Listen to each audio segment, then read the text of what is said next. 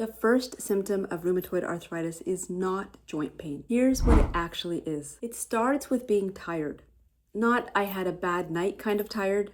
This is a different kind of exhausted, the kind that does not get better with sleep. You could wake up after 8 hours of sleep and still feel extremely exhausted, dragging through the afternoon. You used to be somebody who had some energy, and now you don't, and nobody can explain why. Some of my patients tell me that they just start canceling plans because they just can't make it to anything. So you go to your doctor, but your blood work looks fine. Your thyroid is normal, they check the vitamins, those look good. Your doctor says you might be stressed, maybe even depressed. Or I hear this actually pretty commonly from my patients, that you might be going through perimenopause or menopause. And maybe you are, but here's what's also possible. Your immune system is already active, inflammation already happening, and fatigue is how your body is signaling that. Sometimes over months, sometimes a year in advance before a single joint even swells. This fatigue has a name in rheumatology. We call it inflammatory fatigue, not the same thing as just being tired. And it's one of the earliest signs of rheumatoid arthritis that nobody talks about because it's so vague. Okay, next. Now comes the stiffness. You wake up and your hands don't really close properly. They feel kind of thick. The wrists feel like they're tight. And you think, maybe I slept on them wrong. You shake it out, run them under some hot or warm water, and by 10 a.m., it's mostly gone, so you just ignore it. Some people actually change their entire morning routine because of this stiffness, and they don't even realize it. They just start waking up earlier because their body seems to need more time to loosen up and get ready before they go to work or go out. So you're starting to become more suspicious, and you go to your doctor, and they run the labs, and here's where a lot of things go wrong for patients. The rheumatoid factor comes back negative. The CCP antibody, another lab test for RA, that comes back negative. And your doctor says it's not rheumatoid arthritis. And they're maybe right a lot of the times, but there is a group of people that could have negative antibodies and still have active RA. And that's about 15 to 30% of people have seronegative rheumatoid arthritis, which is equally important to rheumatoid arthritis, but it's confusing sometimes the name. All it means is that the antibodies are not positive, but you still have the same condition.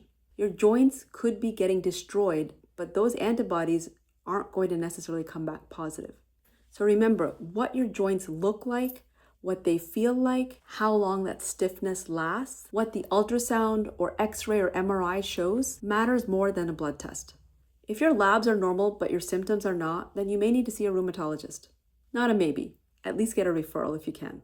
Okay, and then there's that detour that affects a lot of women and costs more time. When you have night sweats, fatigue, mood changes, joint aches, brain fog, does that sound familiar? Because those are also symptoms of perimenopause. And for women in their 40s or 50s, which is exactly the time that a lot of rheumatoid arthritis starts, every single one of those symptoms could be attributed to hormones automatically without any further investigation. And I'm not saying that perimenopause isn't real. Because certainly I have suggested my patients get tested for it and maybe get treatment for it, and it has helped a lot of them. But it's a very confusing time, these several years, because so many things can happen.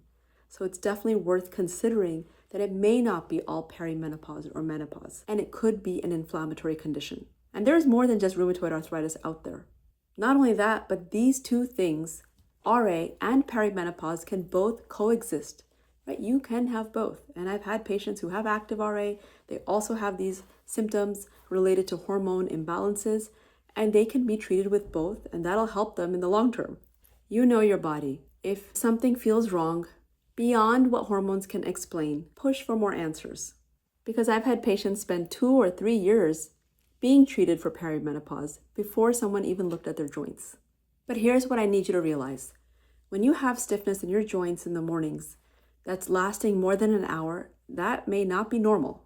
You can get some stiffness from osteoarthritis, the type you get when you're aging, the type of arthritis that we all get as we get older, and that can loosen up in minutes, and for some people it does take a little bit longer. Sometimes when you have muscle pain like fibromyalgia, that also can take a while to make you feel like you are able to loosen up a little bit. But inflammatory stiffness, the kind that comes with RA, that hangs around. It's your immune system. It's been active since the nighttime, actually, probably early morning, late night. It starts getting active. All the molecules start increasing, and it's attacking the lining of your joints while you sleep. So if that stiffness in the morning lasts more than 60 minutes, time to talk to a rheumatologist. Then it's the little things that start adding up. Your rings, they start feeling tight.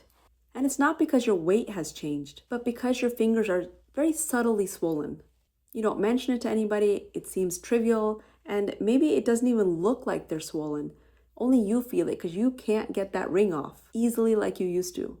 One of my patients last week was like, I'm a size 5 and I've stayed a size 5, but I don't know why, just some mornings my rings won't come off. This is actually what happens in RA. Now your feet are starting to hurt, the ball of your feet, when you first stand up in the morning. So you think to yourself, maybe this is plantar fasciitis, and maybe it is. But you've been to the podiatrist, the treatments aren't working, or they told you need better shoes. That could help, depending on what the issue is. But forefoot pain for a woman in her 40s or 50s or more could also be the first joint problem for rheumatoid arthritis.